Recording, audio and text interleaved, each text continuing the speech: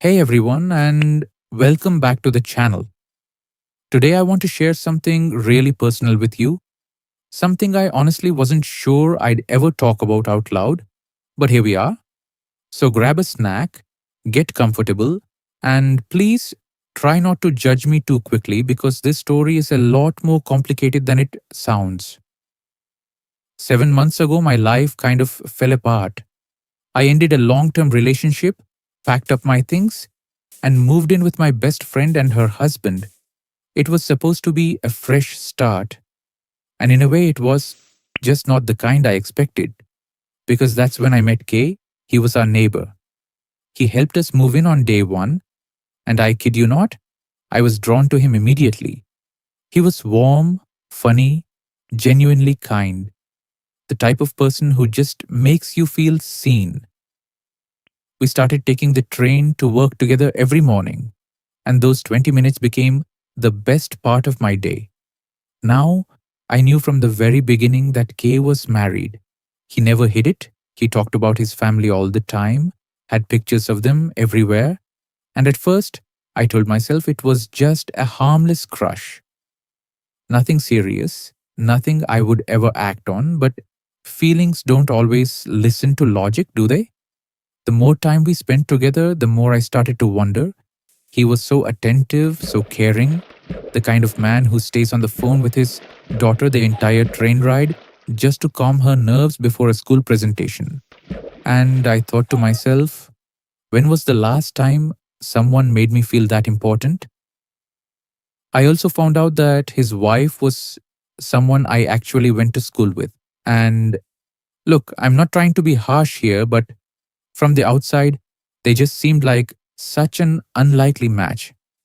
He's outgoing and fun, she's more reserved. He leads with his heart, she leads with her head. I couldn't help but wonder if he was truly happy.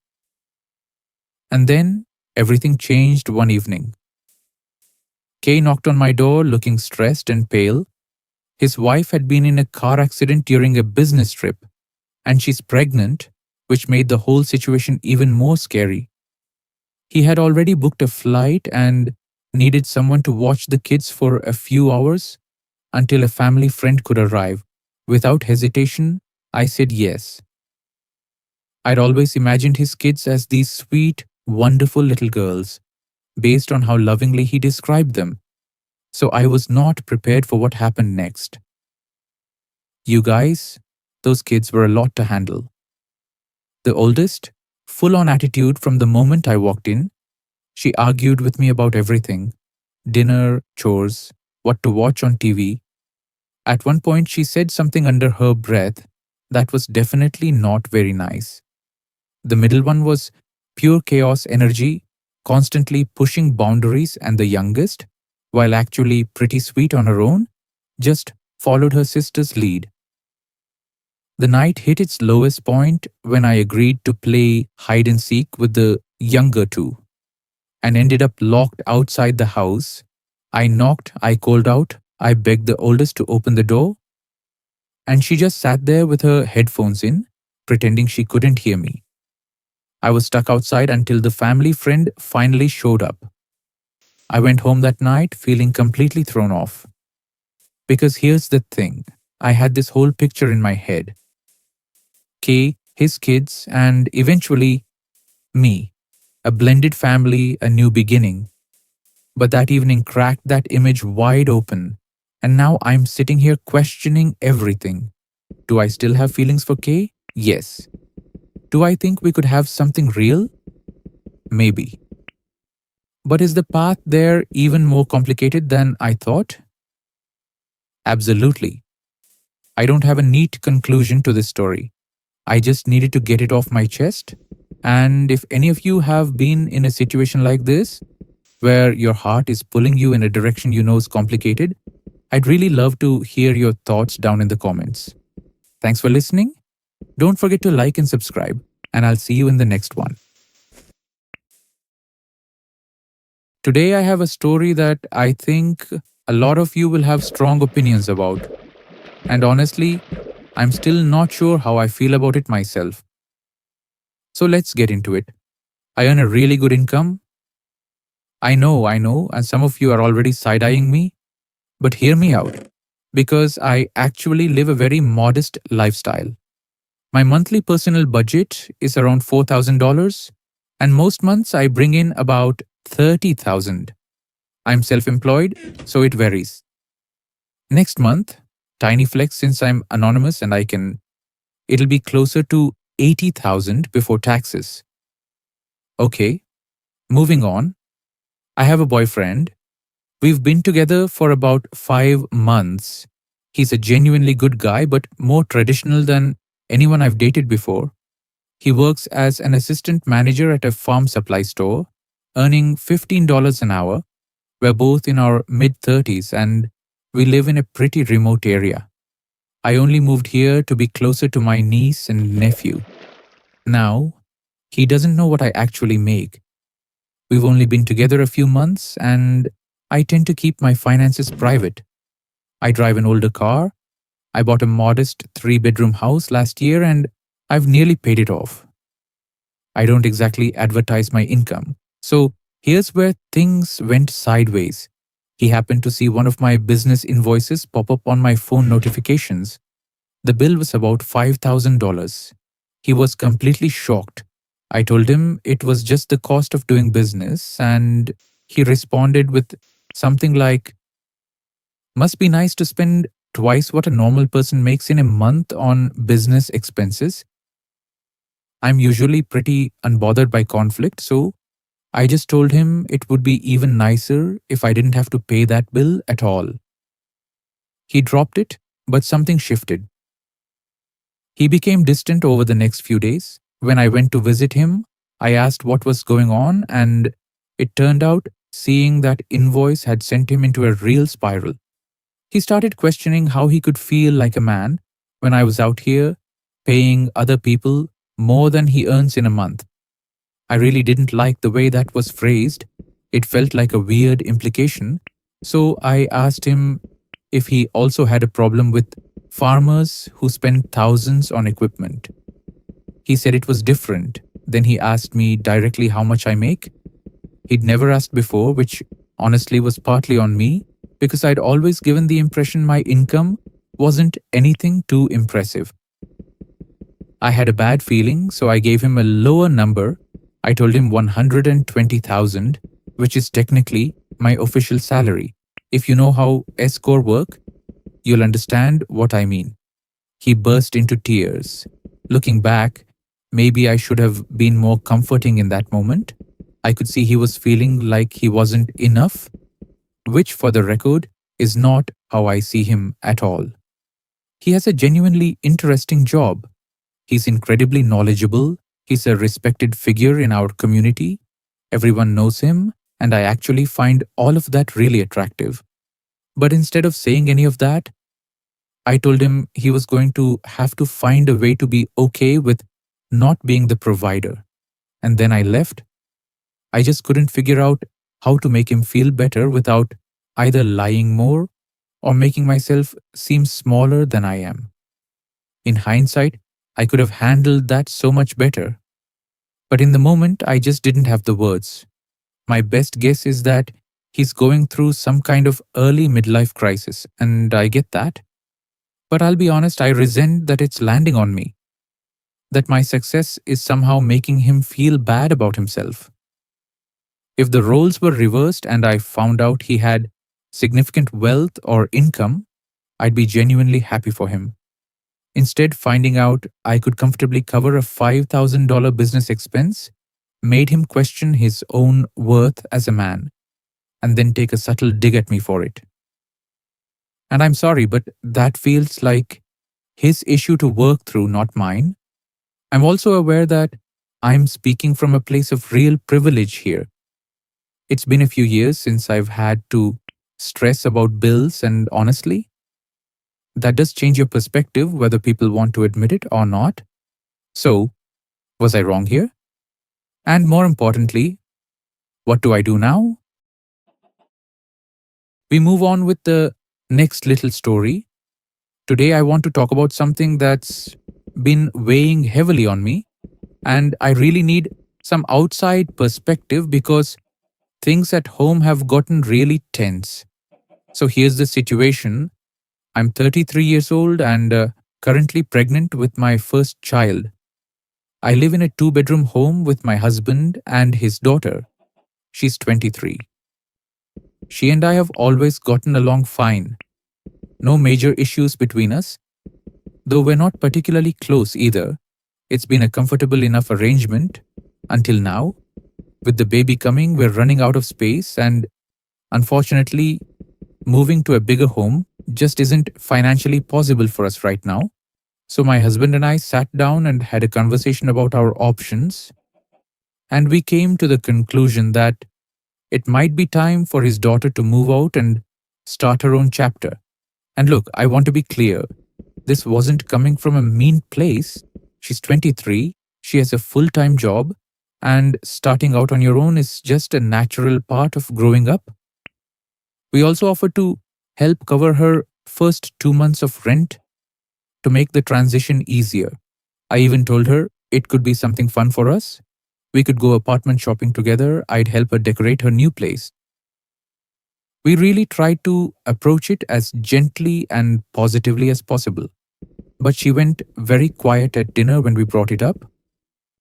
Later, she told my husband privately that even with her full time job, she doesn't feel like she can afford to live on her own. And my husband, without really discussing it with me first, told her she didn't have to move out. So now we're back to square one, trying to figure out where our baby is going to sleep. A few days later, when it was just the two of us at home, I tried to bring it up again. I thought maybe I could offer a compromise, help her find a roommate, split costs with someone, make it more manageable. But before I could even finish, she got really upset with me, told me to leave her alone, and went to her room. When my husband came home and heard what happened, he was frustrated with me too. He told me to drop it completely and not bring it up again. Ever since then, the atmosphere at home has been really uncomfortable and strained, which, as you can imagine, is not ideal when you're pregnant and already dealing with so much. And here's where I'm genuinely conflicted. She is 23 years old. She has a job. We are offering to help her financially with the transition. We are not just throwing her out on the street. We have a baby coming and a two-bedroom home. The math just doesn't work. I don't understand why I'm being made to feel like the bad guy here. I feel like I approached this with kindness and with solutions, and I'm still the one being treated like I did something wrong. So I'm asking you, was I out of line? Am I missing something here? Let me know your honest thoughts in the comments below. I really want to understand all sides of this. Hey everyone, welcome back. I'm using a different account for this one, and you'll understand why in a second. This is a situation I never thought I'd find myself in, and honestly, I don't know what the right move is. So I'm coming to you for advice. Let me give you some background. About 3 years ago, I introduced two of my friends to each other. I'll call them K and M. K is one of my closest girlfriends. We've known each other for over 10 years. M is a really good guy, one of the kindest, most genuine people I know. When I introduced them, the chemistry was immediate. They became a couple almost instantly, and over the years, things got really serious. They bought a condo together, and just last month, they adopted a dog from their local shelter.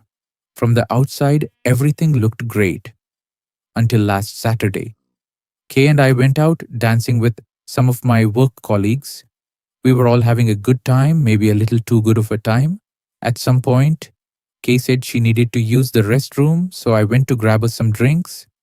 About 10 minutes later, one of my colleagues asked where Kay was. I looked around the bar and spotted her talking to some guy in the corner. Now, Kay can be a bit flirtatious when she's been drinking. I know this about her, but as I started walking towards her, I saw her lean in and kiss this guy.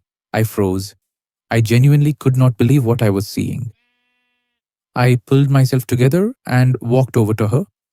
I asked her what was going on. She said it was nothing, just a moment of weakness, and begged me not to say anything to him. I told her that was incredibly unfair of her to put me in that position. She said she needed the restroom again and asked if we could leave right after. I went to say goodbye to the other, and that's when I noticed her. She wasn't in the restroom line anymore. She was back with that same guy on the other side of the bar. I started making my way over, but before I could reach them, they walked out together. I got outside just in time to see her getting into a cab with him. I was completely beside myself. I called her, no answer. I left voicemails, sent texts. My main priority at that point was just making sure she was safe. She finally got back to me around 5 in the morning, saying she was okay and that she needed to talk. I told her to come over. She showed up about 30 minutes later, borrowed a change of clothes, and broke down crying. She told me she had slept with that guy and that she regretted it immediately. She said she had been missing the feeling of being desired and she gave in to the temptation. I told her that, as difficult as it would be, she needed to tell MA. She agreed, thanked me for not completely losing it on her, and left. A few days went by. No updates from K.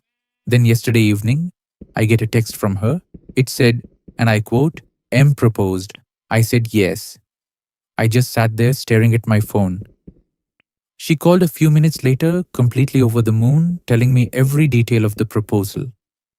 So I asked her directly, did she tell him what happened last weekend? She said no. She said she couldn't tell him now because it would ruin the engagement.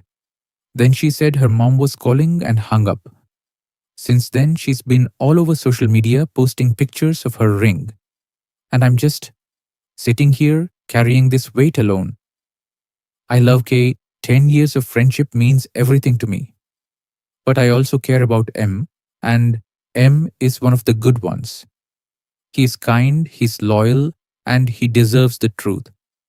I've been cheated on before, and I know firsthand how devastating it is to find out the person you trusted most was hiding something from you. Part of me says to stay out of it. It's not my relationship, it's not my secret to tell. But another part of me can't shake what I saw. Can't unsee her getting into that cab. Can't stop thinking about M, who has absolutely no idea, happily celebrating his engagement right now. I'm stuck. I genuinely don't know what the right thing to do is here. So I'm asking you, what would you do in my position? Do I say something? Do I stay quiet? Let me know your thoughts in the comments. I really need some perspective on this one. Today, I have a situation that I genuinely cannot stop thinking about, and I need some outside opinions because the people around me are split on this one. First, a little context, and I think it's relevant. I'm a guy. Keep that in mind as the story unfolds. So, there are 4 people involved in this story: me, my childhood best friend Joe, Sandra, who I know through Joe, and the 3 of us hang out regularly, and Amy, who is Sandra's friend. Amy had met Joe before, but last week was the first time I'd ever met her. We kept it simple, saw a movie, went bowling, had a good time. Now I'm the only one in our group who drives. So after we hang out, I'm usually the one dropping everyone home. It's just become a normal thing. When the evening wrapped up, Sandra asked if I could drop Amy home too. I said sure, no problem. Here's where things get a little complicated. I live about an hour north of everyone else. They all live pretty close to each other. So logistically, the plan that made the most sense was to drop Joe off first, then Sandra, then Amy, and then continue north toward my house. We hadn't discussed the order in advance, so I just went with what made geographic sense. As I was driving, I noticed Sandra and Amy whispering and texting each other. I had a feeling something was going on, but I didn't say anything. Then Sandra pointed out that I had apparently gone the wrong way. Amy's house was in the other direction. I explained that I was planning to drop Sandra off first, then Amy, and that's when Amy told me she wasn't comfortable being alone in the car with me. Her reason: she didn't know me well, and as a man, she felt it wasn't safe to be alone in a car with me. Now, I want to be respectful here because I do understand that as a woman, being cautious in unfamiliar situations is completely valid. I get it. But here's what she was actually asking me to do: drop her off first, then drive 10 minutes in the completely opposite direction of my house to drop Sandra off, then drive another 10 minutes back the same way I just came, passing right by Amy's street again just to get home. That's an extra 20 minutes on top of an already hour-long drive home. I said no, politely but firmly no. They both pushed back hard. The rest of the car ride was really tense. They kept pressuring me and trying to make me feel guilty, but I held my ground. When we got to Sandra's house, Amy got out and slammed the door behind her. I just drove home. The next day, Joe called me after hearing what happened. He thought I should have just done it to keep the peace, but I genuinely don't think the request was reasonable. I'm not going to go significantly out of my way for someone who, the moment she met me, assumed the worst about me simply because of my gender. So I'm asking you, was I wrong here? Where do you stand on this one? Drop your thoughts in the comments. I'd really love to hear different perspectives. Hey everyone, welcome back. Today I want to share a situation that has left me genuinely confused and honestly a little heartbroken.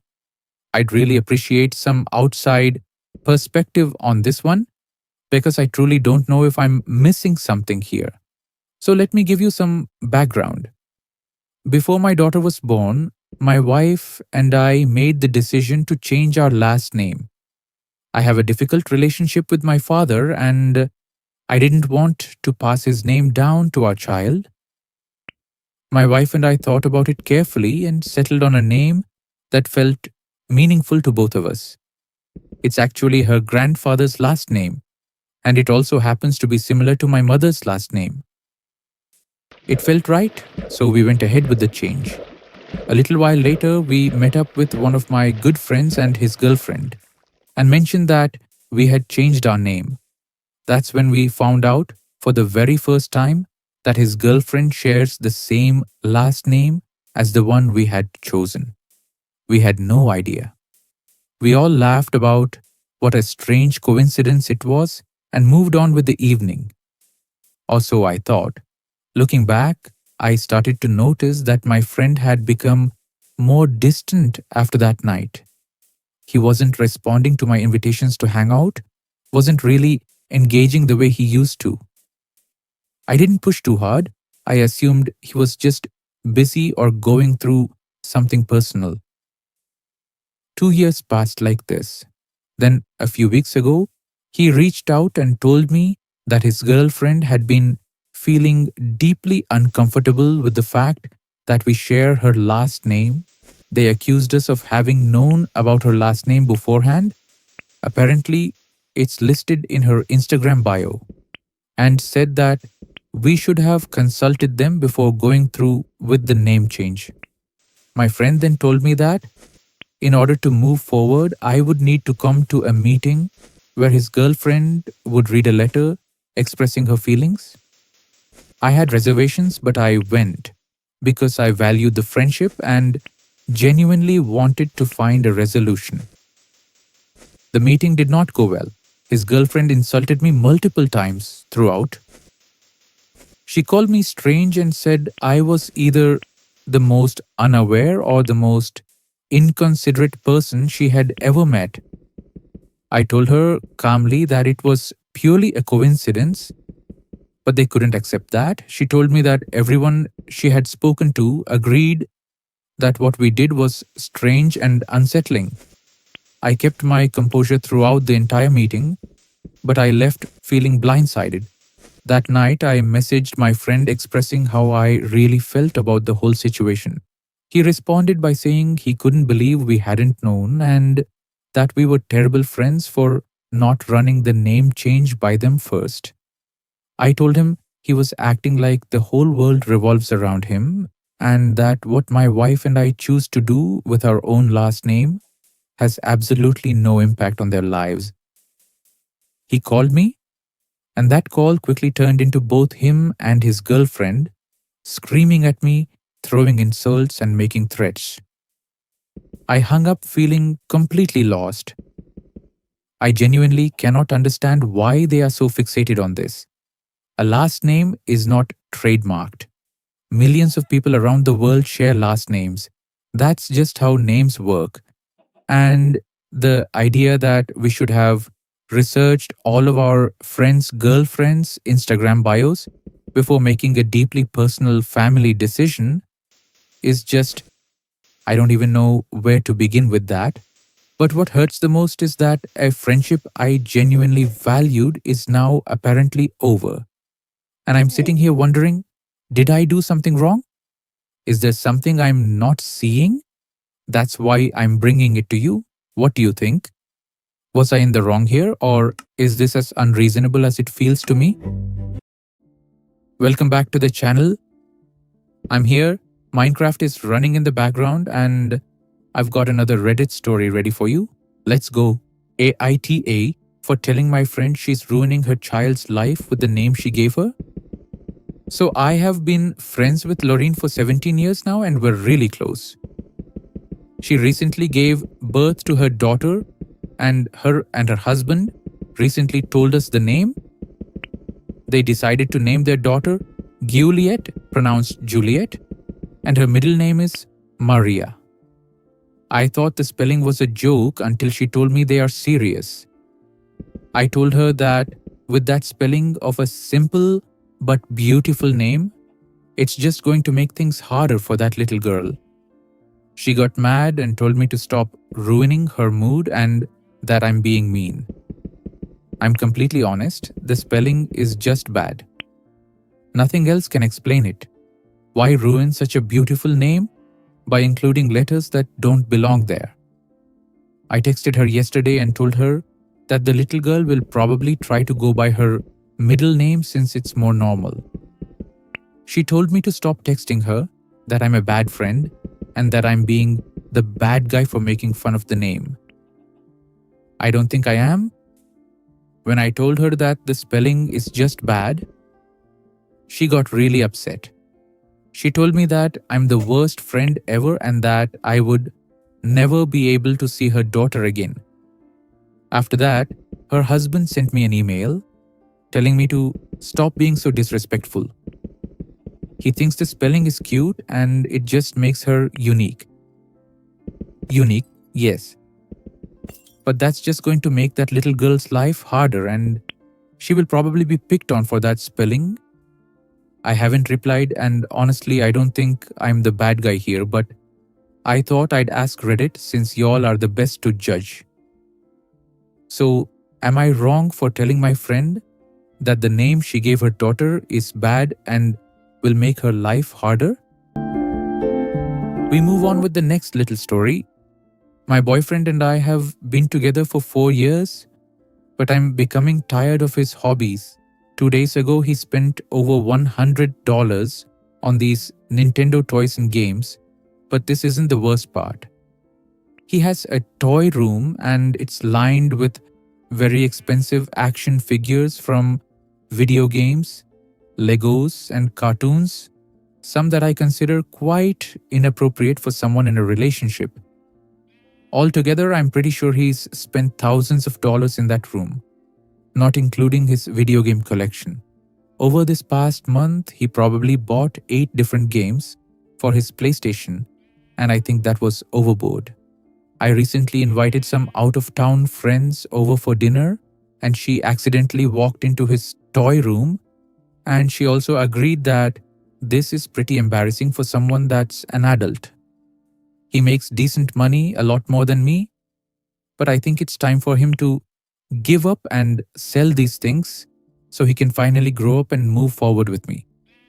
It would be quite awkward to have my parents see this too, especially when we get engaged soon. How should I approach this?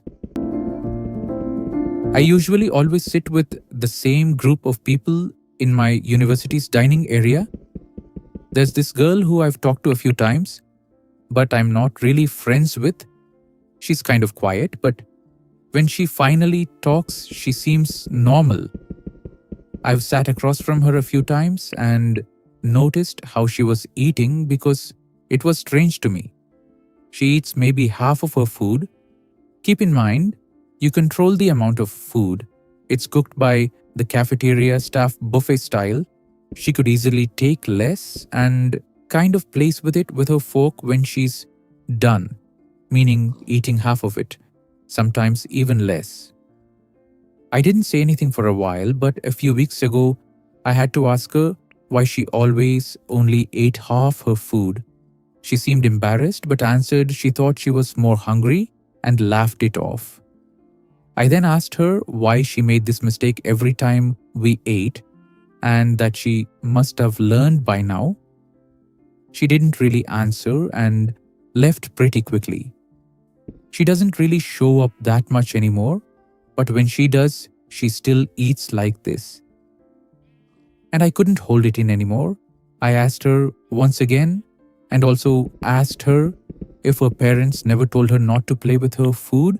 It was a genuine question. Some people are raised in households where manners aren't important, but obviously they are for most people. She got really mad at me and told me to stop commenting on her eating habits and that it was none of my business. I told her that it absolutely was, since she was sitting at our table and obviously wasting food.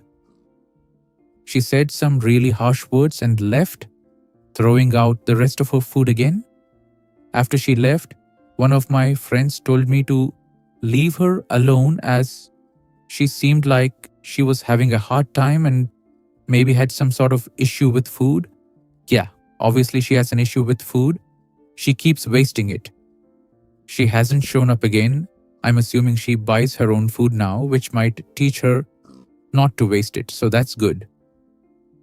The same friend who told me to leave her alone keeps pushing me to apologize to her, but I think she should apologize to me.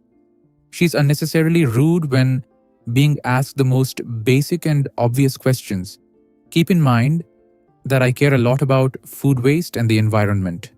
Am I wrong for telling a girl to stop wasting food? We move on with the next little story.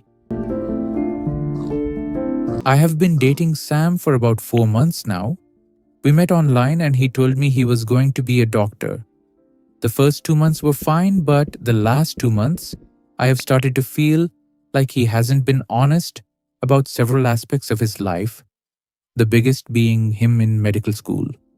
He used to live overseas and was in medical school there for a short time. I'm pretty sure this is true because I've seen pictures. That was about 5 years ago.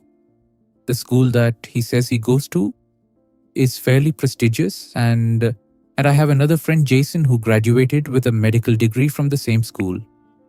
Jason has told me how difficult the program was and how he never had time for anything besides studying. Jason also said that nobody in his program worked.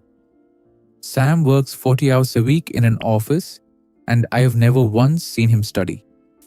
He always seems to have a completely open schedule to hang out all the time, which I thought was odd.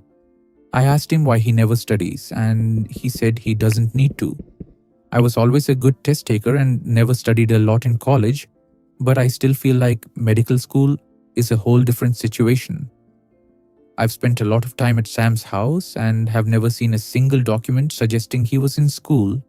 No textbooks, no assignments, nothing. He also has let me use both of his computers, and I've never seen anything in his history or anything suggesting anything to do with school. When I was in school, I had papers all over my house, and my computer always had school stuff on it.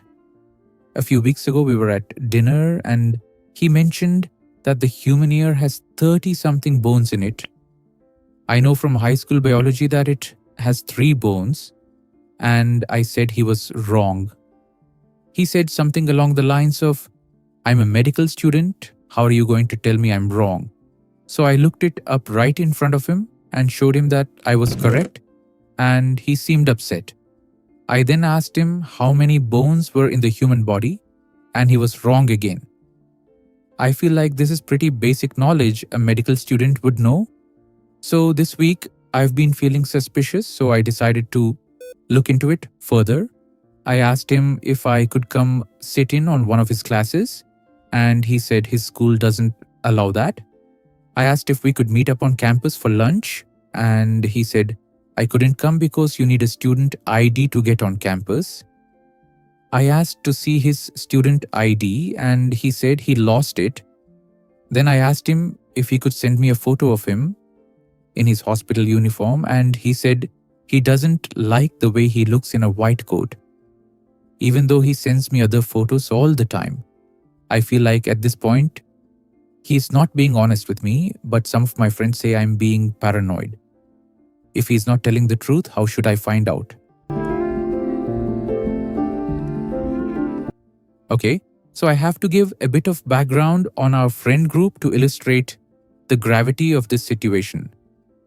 I'm in a friend group of about 8 people, which was essentially founded by these 2 guys, Mark and Jay. Mark is single, but Jay has a fiancée, Ali, that he's getting married to next summer. Nobody else is really relevant. Mark and Jay have been best friends for years. I think they're coming up on like 22 years of friendship. They were neighbors, went to the same schools, and got into the same college, so they wouldn't have to be separated. They are actually platonic soulmates to the point of finishing each other's sentences a lot of the time. They are the glue that holds this entire friend group together. When Jay and Ali first got together, Mark was a little uncomfortable about it, mostly due to the age gap, but he's come around a lot. They still don't get along perfectly, but he said he's happy for them both and is going to be the best man at their wedding. Last week, Mark got a promotion and Jay was out of town scouting out venues, so he invited me to go celebrate with him. Near the end of the night, he had a lot to drink and grabbed my arm and told me he had a secret and that I couldn't tell any of our friends because nobody knows. He told me he was in love with Jay and had been for years. He went into great detail about how much he cared for him, how good he had been to him all his life, and then he got this really worried look on his face and said he didn't think he could sit there and smile while the love of his life married someone who can't even remember his birthday, much less write a speech talking about how good their relationship is. He started getting emotional and said the closer the wedding got, the worse he was feeling and how he really needed someone to be there for him, which I agreed to. I am really bad at keeping secrets. People don't tell me a lot of secrets because I tend to let things slip. I don't mean to. It just happens a lot of the time. It's something I've gotten a lot better at, but still, I absolutely cannot tell this one, but it's been weighing on me heavily ever since. I didn't even know Mark was part of the community.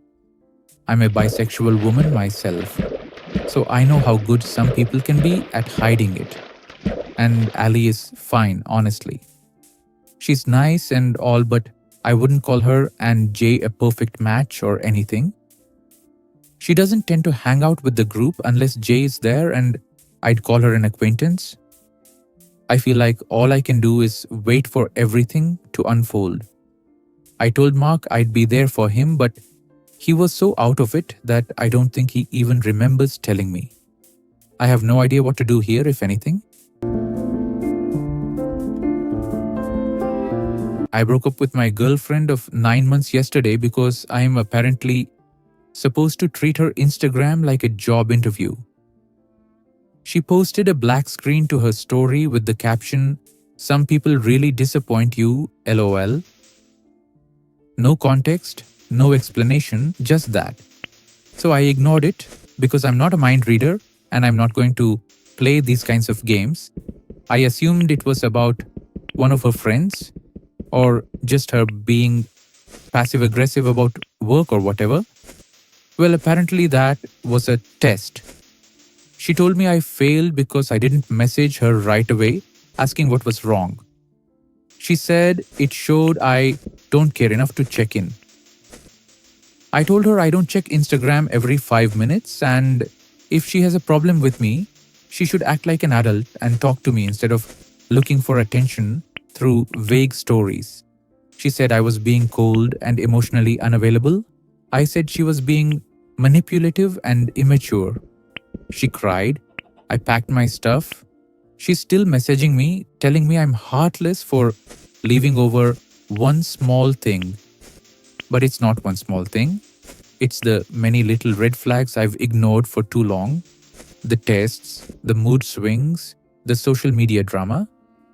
I'm not going to be in a relationship where I have to solve a puzzle every single day just to avoid a conflict.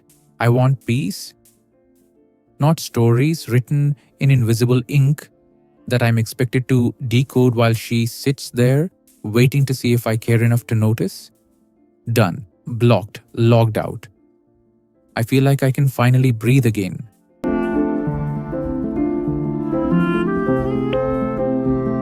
They were so loud all the time. I tried talking to them, telling them my boyfriend and I work at a coffee shop and bakery and our hours were really early.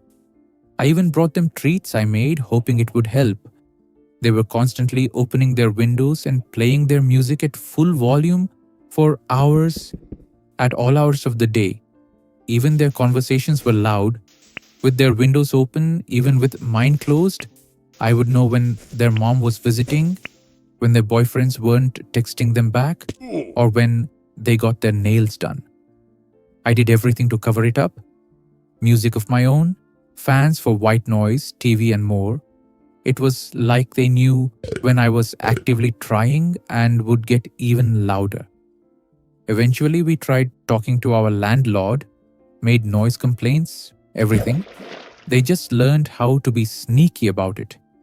Eventually, it got really out of hand, putting music in the windows, screaming and banging on the walls.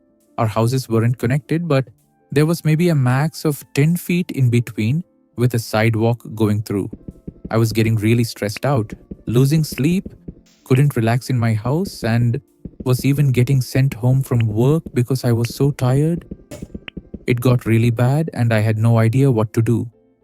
Nothing we had done up to that point had worked. When I'd explain my situation, people would come up with funny revenge ideas. None of them stuck like the skunk tincture idea did. I could just feel it would work. So I ordered some online, and one morning as I left for work, I poured it all along the side of their house where they keep the windows open. It smelled so strong I was worried I was going to get some on me and smell bad at work. Thankfully, I didn't. A couple hours later, I got a notification on our camera that there was motion. It faced the area between the two houses along the sidewalk, the exact place I had poured the tincture. One of the girls was walking back and forth along the sidewalk, spraying the rocks under the windows with Lysol. I watched for a while and more of them came out. One opened the window, pulled the screen off, and wiped it all down. Eventually, a maintenance person showed up. Then the gas company. I started to feel a little nervous at that point. I felt a bit bad, like maybe I had gone too far. I don't think they ever figured out it was me. For the next 2 months, those windows stayed shut and I barely heard anything from them. It was so peaceful. I couldn't believe it actually worked.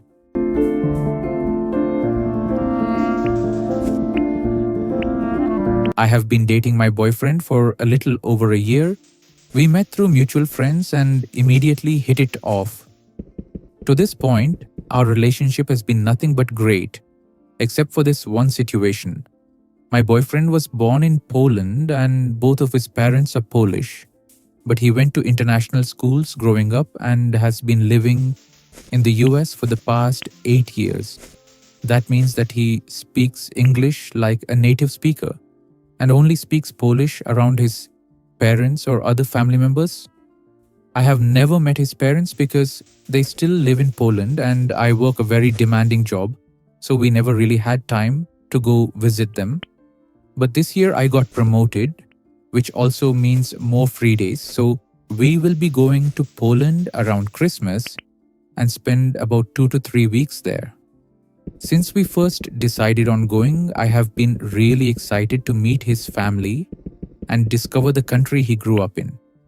Here's where we started to have a problem. My boyfriend asked if I could start learning Polish before we go, so that I could communicate with his family. I completely understand why he would ask and have no problem with the idea itself.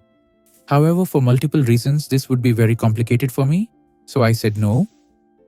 He got a bit confused and asked why, so I explained. First of all, we are leaving for Poland on December 19th, which is in 2 weeks.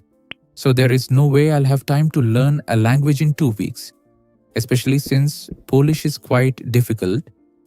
Also, I currently have a lot of work to do before I can leave for the holidays. So I have very little time to spare. And lastly, I've been asked by my company to learn Italian for professional reasons. So I'm currently learning it and I feel like starting a new language now would make everything confusing. So I told him that I could learn some simple words and phrases, but that there was no way I'd be able to communicate with his family members in Polish in 2 weeks. For context, both of his parents speak English pretty well, and some of his other family members too. I also suggested that he could translate for us if needed, but he doesn't want to. He got upset with me and said that I was being disrespectful to his family and wasn't making efforts to understand his culture. He went on about how people never make efforts to speak other languages, which I found surprising since I speak 3 languages fluently and am currently learning another one. He even told me that I should just stay home and not come with him for the holidays. I don't know what to do. I can understand his point of view and I'm willing to make efforts, but what he's asking is just not doable in this time frame. I'm not sure if I'm in the wrong here. Firstly, I apologize for the long post. There's a lot of context and I can't condense it more than I have. I have been with my boyfriend for a little over a year and a half. Recently, we've been running into some issues because I have been feeling like he has been bothering and teasing me more than being a serious and loving partner. For context, I mean making strange noises all the time, or touching me randomly even if I'm in the middle of a sentence and talking about something serious when I would prefer active listening, loving touch, and genuine quality time together. We had a big conversation about this recently as I was on the verge of ending things with him since the lack of warmth was making me feel empty. Since then, there has been a genuine effort and big improvement, and I was starting to feel very hopeful that this was something we could work through.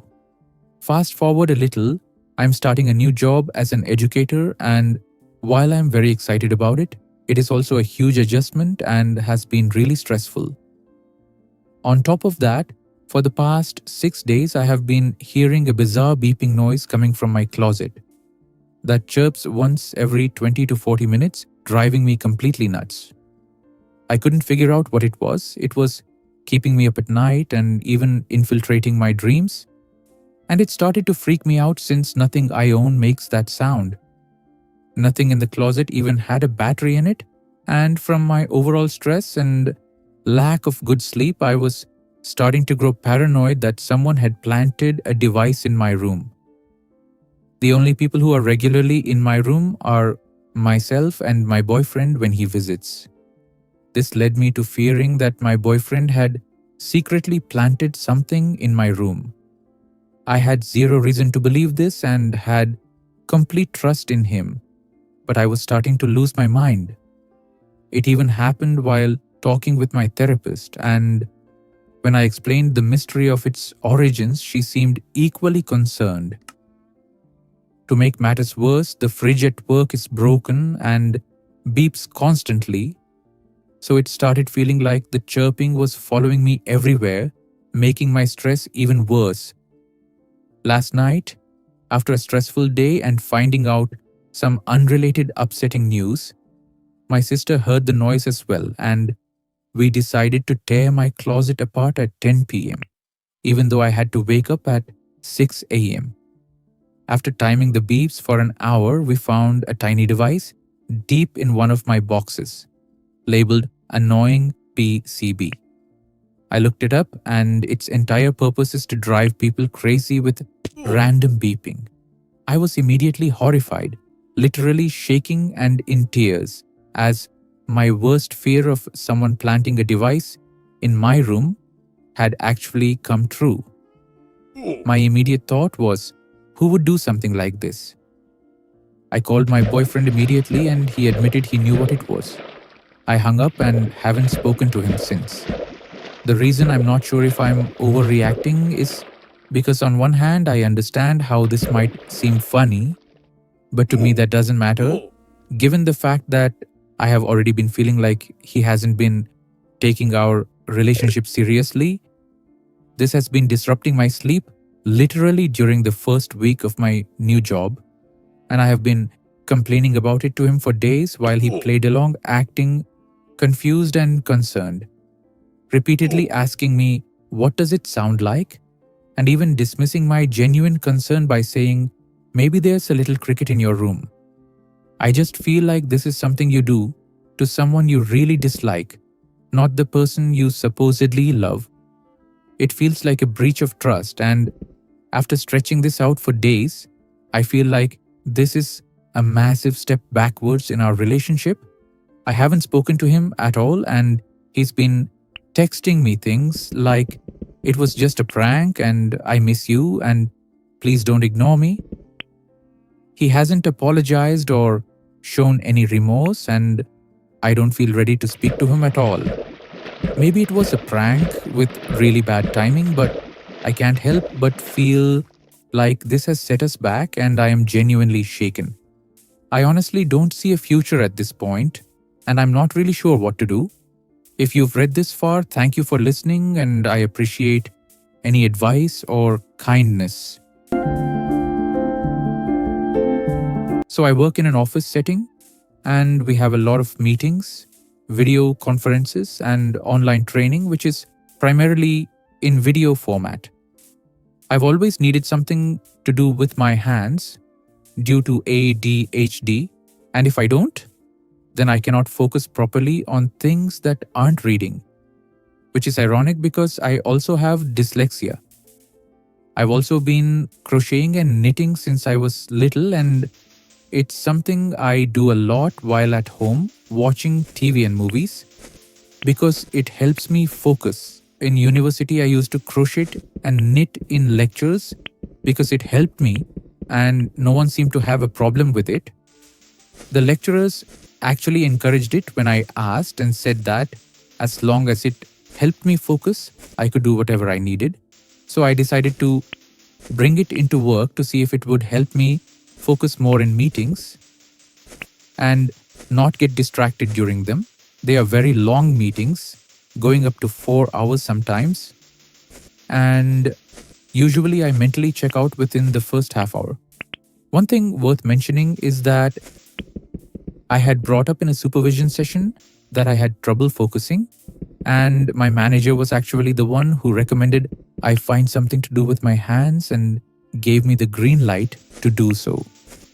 It worked really well. I was able to focus a lot better and be more involved in the meetings because I wasn't drifting off anymore. But recently, a colleague came up to me and told me to stop. He said that it was rude and disrespectful towards everyone in the meeting and our service users whom the meetings are generally about.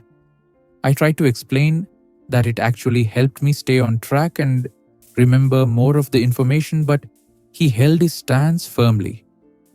It's not like I'm not participating at all either. I don't need to look down at my knitting or crochet because I've been doing it for so long, and I bring in pieces that are simple and easy to work on. I also put it down to write or type up notes and whenever I'm speaking. My colleague said he was going to bring this to higher management if I continued, even though I had already cleared it with my manager before I started. It's gotten me a bit worried, so I wanted to get some outside opinions just to add some context. The meetings I take part in aren't large company meetings. Usually there are about 6 to 15 of us, and it's generally group discussions. Also, where I work is quite relaxed and casual, so it's not a super formal environment. So should I stop? Is what I'm doing really disrespectful?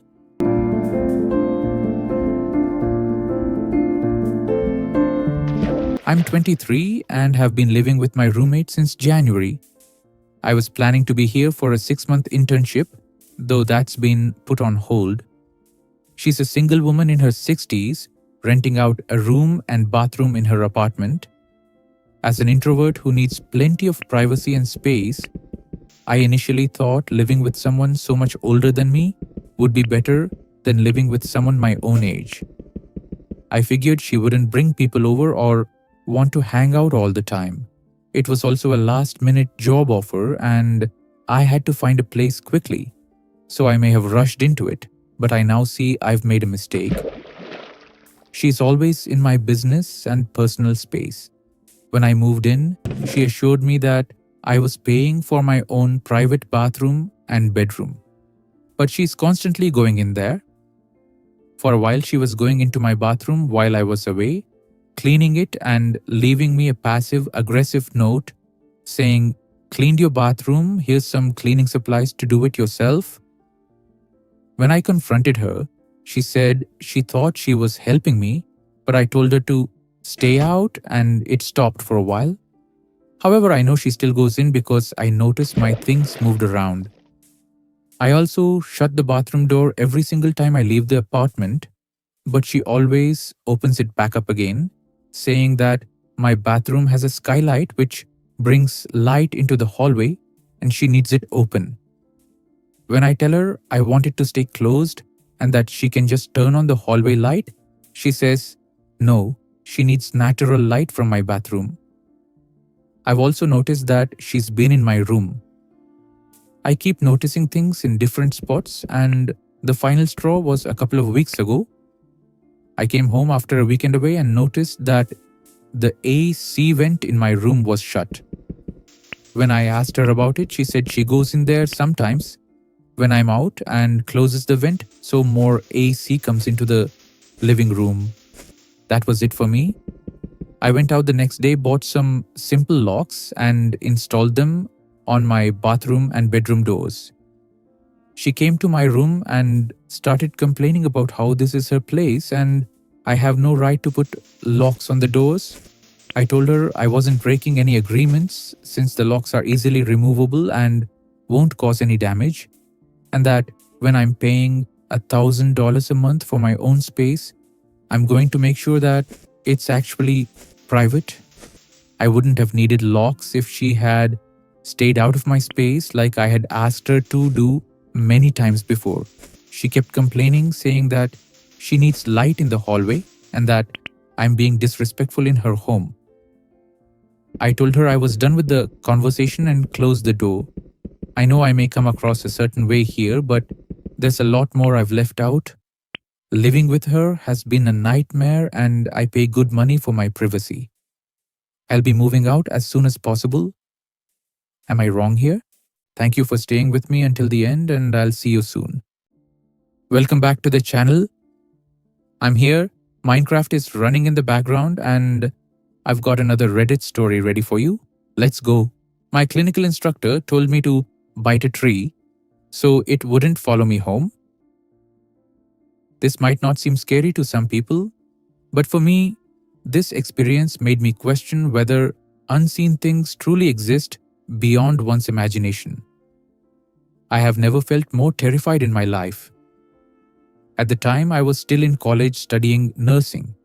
Helping people was something that always brought out the best in me, and the fulfillment it gave helped me improve not only my skills in the field, but also myself as a person.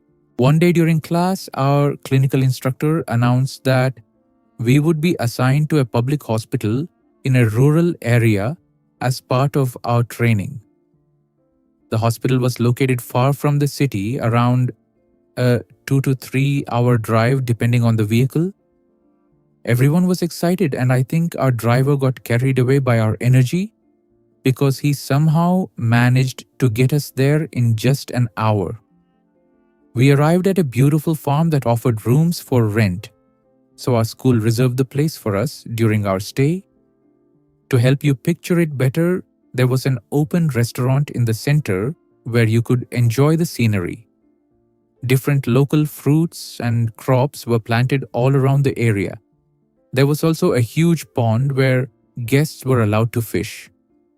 The water was about 11 feet deep, and since I couldn't swim, I stayed far away from it.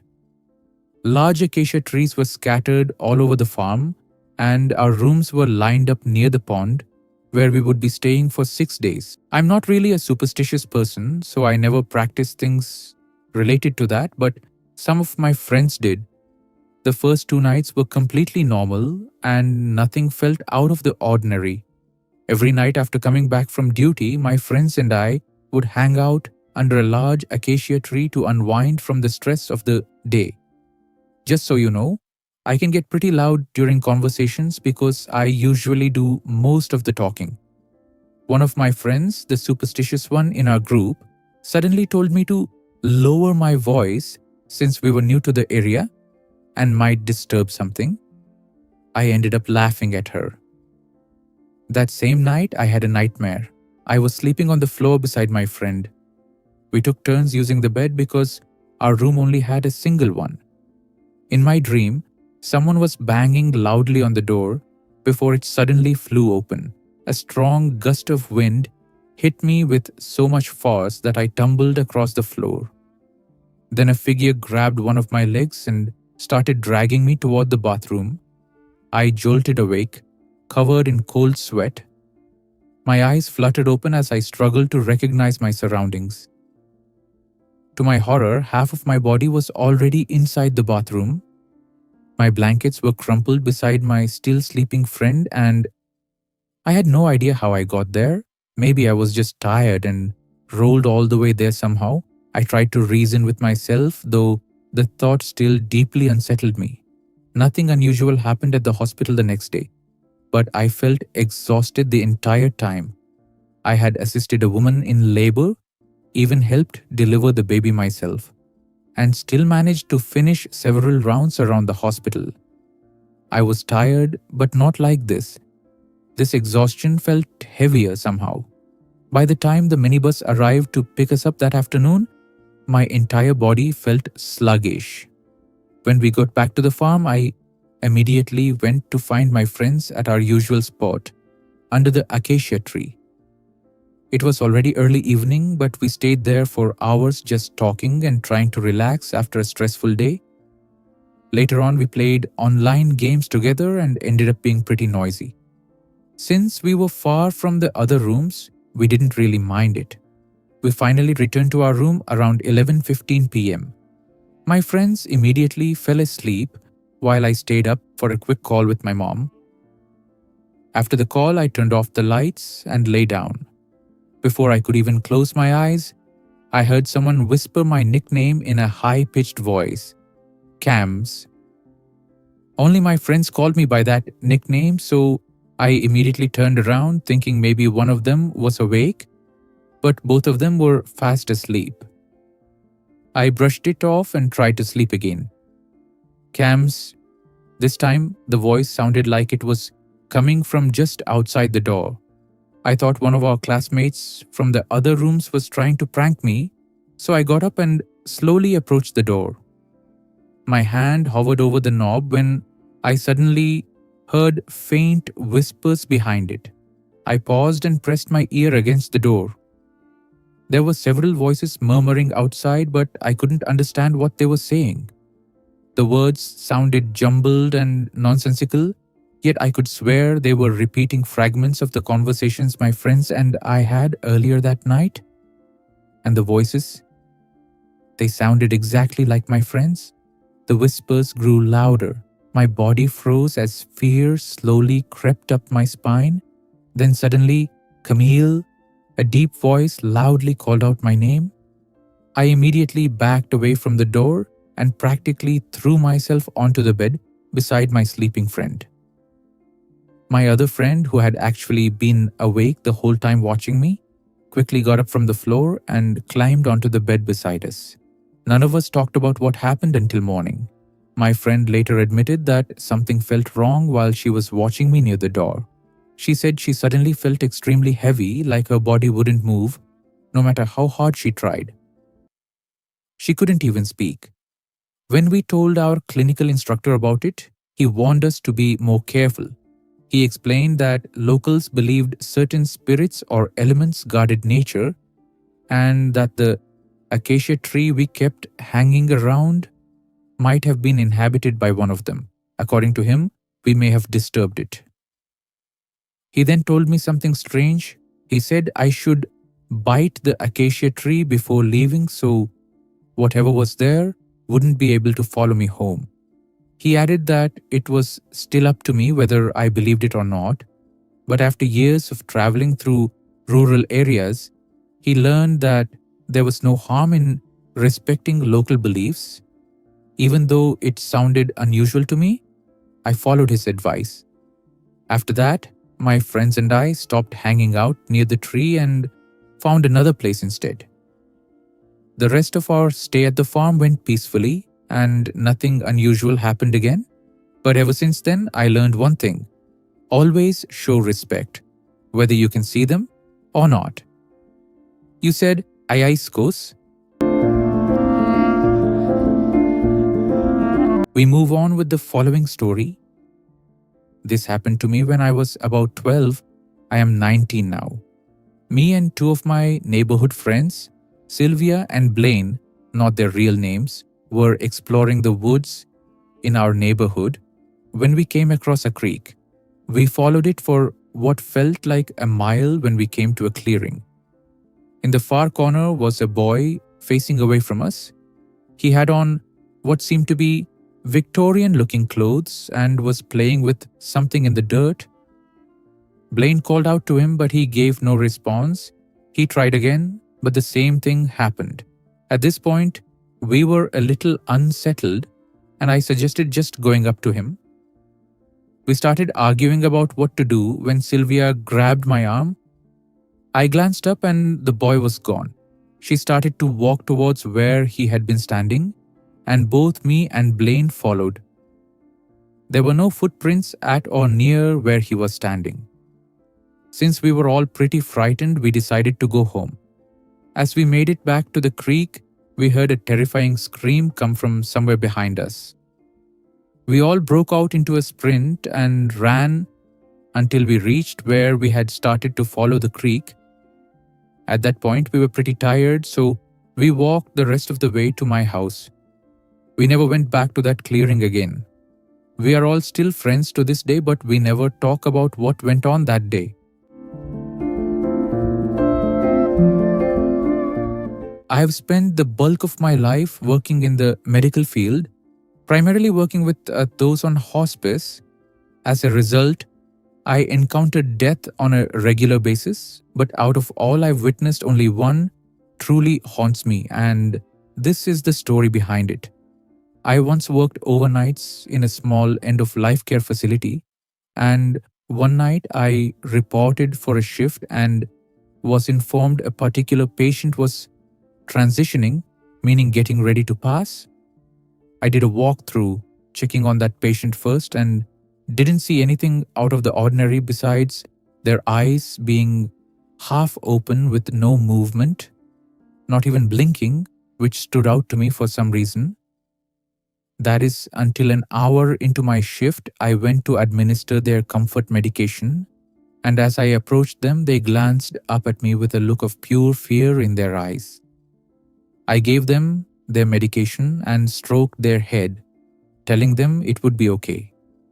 But they still looked uneasy, so I sat with them in the room, thinking maybe they were afraid of passing alone. I waited for the medication to kick in to help calm them down. However, that never happened. I sat there for the majority of the night, watching as their breathing slowed and they turned completely pale for long enough to make me think this was it, only for them to gasp back to life looking utterly terrified. They would then lock eyes with me as if pleading for help, and I tried everything I could to comfort them, but nothing worked.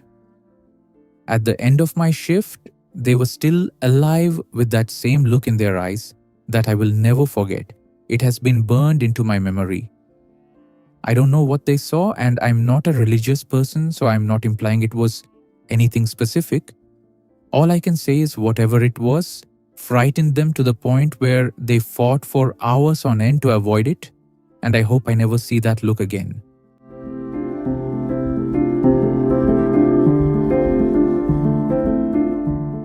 Back in 2021, me and my friend were driving around some logging roads late at night in Maine because we were bored, and we ended up stopping near this old clearing in the woods. It was super foggy and completely quiet until we started hearing whistling coming from the trees. At first, it sounded like someone messing with us, but then we saw this tall figure standing just outside the headlights. It looked human at first, but the proportions were completely wrong, like its arms were way too long and its legs bent in a strange way. The most unsettling part was how still it stood there, smiling at us. Not a normal smile either. Its mouth stretched too far across its face. The second Tyler flashed the high beams at it, the figure moved sideways into the trees incredibly fast, almost twitching instead of running. We panicked and took off down the road, but after about 30 seconds I heard tapping on my passenger window. I looked over and that thing was running next to the car while we were going at least 40 miles per hour. Its face was right next to mine and it looked almost wet, with pale eyes reflecting in the dark. Then it started trying to talk. At first it sounded distorted, but after a second it perfectly copied Tyler's voice and said, "Stop the car." I have never seen someone panic like he did right at that moment. A couple nights later, Tyler called me at around 2 in the morning, sounding terrified, asking if I had been outside his house. I obviously said no, and he told me he heard tapping on his second-story window and then heard my voice outside saying, "Tyler, let me in." He said he almost answered until he realized I never call him Tyler, I always call him Ty. When he looked outside, he saw something crouched on the roof under his window, smiling up at him.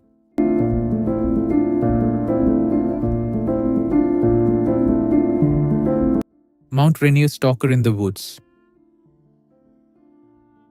In September 2021, my partner and I hiked a trail in Mount Rainier.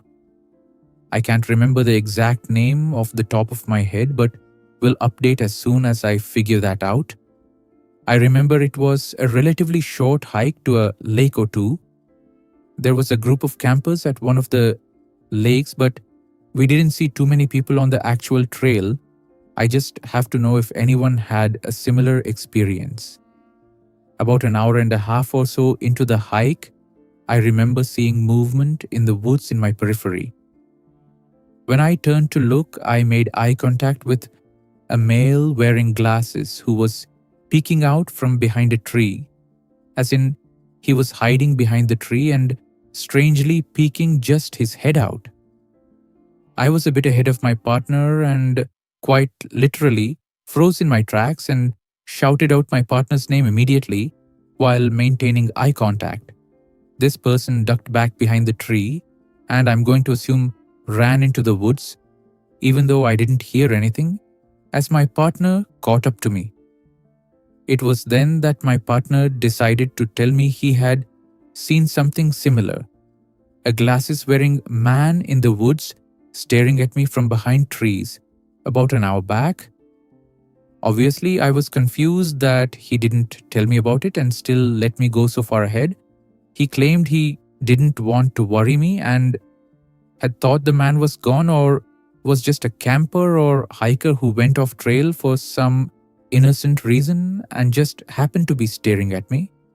It wasn't until I saw the unknown male that he realized the man must have been following me through the woods, clearly hiding out of my line of sight for some reason.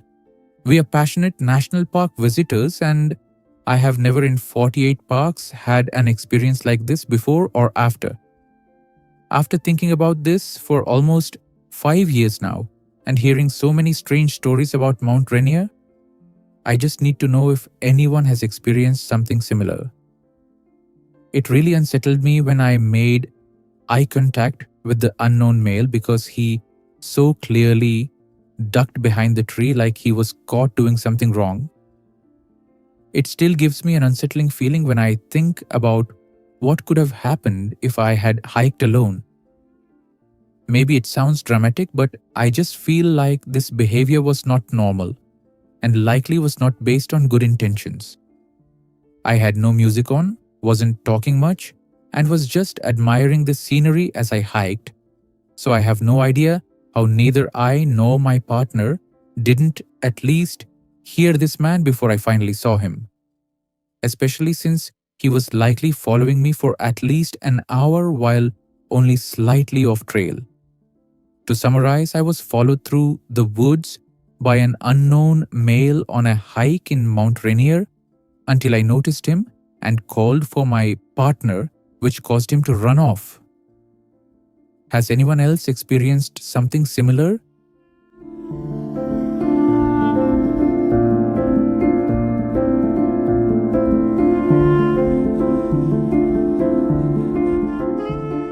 Guys, you won't believe what just happened to me yesterday night. So I was doing my holiday homework when I got hungry and ordered some snacks, and it was chips, popcorn and soft drinks.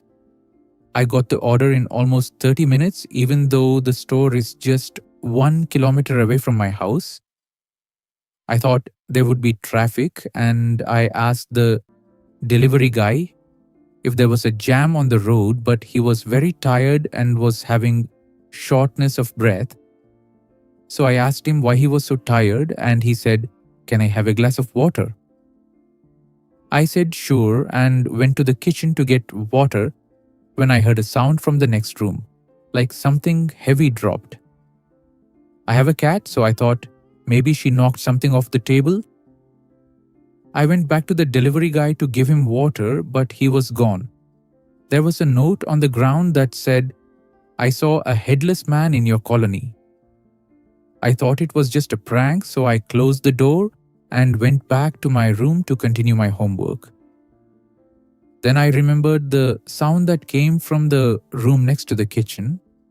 I went to check, but my cat was sleeping, so who made that sound? I started feeling uneasy because I was home alone with my cat.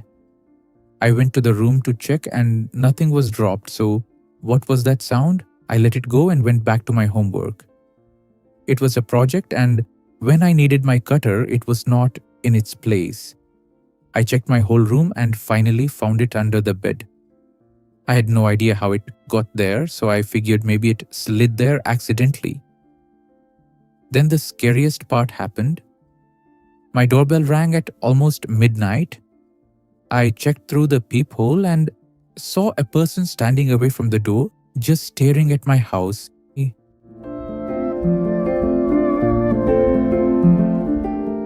The story I'm about to tell you is 100% true, and it happened to me about a year ago. At the time, I lived in a basement apartment with my fiancé Louis. At first, the apartment was everything we wanted, but over time, the energy shifted. What once was a positive vibe turned into a heavy, depressing, and very negative energy. I haven't thought about this incident in a long time, and to be honest, I don't like thinking about it or talking about it. I'm a firm believer that the more you talk about something, the more it manifests into your reality. But it's come to the point where it's too hard to ignore. One night, my fiance and I were working late. We're both content creators, so our evenings usually consist of writing scripts, editing videos, and occasionally watching a show or movie. However, this night was one of those late nights where we were both really focused. Lewis is a gamer. When he plays his games, I can hear him from his office. He has a car simulator, and when he shifts gear, I can hear it easily from my office. This particular night, I was very focused, and Louis opened my door slightly. I saw his silhouette from the corner of my eye, hat, and everything. However, I did not want to be interrupted because I was on a roll, so I said, "Leave me alone, not now." I'll admit it was a bit snappy, but we have a rule where we don't knock or chat until a certain time, and it wasn't that time yet. I felt bad though, so I called his name immediately after he walked away. But here's the thing. 2 seconds later, I heard Louis shifting gear in his car simulator and yelling from his office. That's when my heart dropped because there was no way he had just been at my door. It takes time to set himself up in his car simulator, and there was no way in that short amount of time he went from my room to his office. I kept calling his name, but it took several times before he heard me through his headphones. He came into the room with a confused look on his face. I immediately asked him what he wanted when he came to my room earlier. He looked puzzled and had no idea what I was talking about. I asked if he had knocked on my door, opened it, and come into my room at all within the last 5 minutes. He said no. I frantically explained everything to him. He was unsettled, but not as much as me because that night he slept just fine. I did not. It didn't stop there though. There was more than one incident that took place that night and even later that week. I can share those stories in another post if you're interested. My fiance and I eventually moved somewhere else because the basement apartment was just too draining and we needed more space. We now have 2 floors. My office is upstairs where the entrance, living room, kitchen, and bathroom are. Lewis's office is downstairs along with our bedroom. It is a beautiful apartment with high ceilings, and at first it reminded me of a cozy TV show set. In my office, there are 3 huge windows. During the day, it's beautiful, but at night, it's quite unsettling. At first, I loved coming into my office at night because I'm naturally a night owl, but now I avoid it. My 2 8-month-old kittens don't even like coming into my office anymore, not even during the day. Both Louis and I have seen what we call a phantom cat. At first, I thought it was the spirit of his dog that recently passed away, but now I'm not convinced. My cats will stand at the door of my office and stare inside. They won't stay upstairs at night and always choose to sleep in the bedroom. One time we tried letting them roam upstairs at night and they came running into our bedroom, completely frightened. Ever since they refused to go back upstairs, alone at night. The other day I saw someone standing at our front door while I was filming for my YouTube channel. It looked like Louis, so I didn't say anything, thinking he was dropping off groceries and going back to the car for more. He was taking so long that I called him, and when he answered, I could clearly hear the background noise of a public setting. He said he was just checking out at the cash register. Another thing is that I feel completely drained all the time, and lately my anxiety has been really high. I'm also having some health issues, and I'm actually heading to the doctor after posting this. At first I thought it was a mimic, then I thought it was gone, but now I think it's something much more concerning. I don't think it's attached to the house. I don't know how to get rid of it. So if you have any advice, please feel free to share it.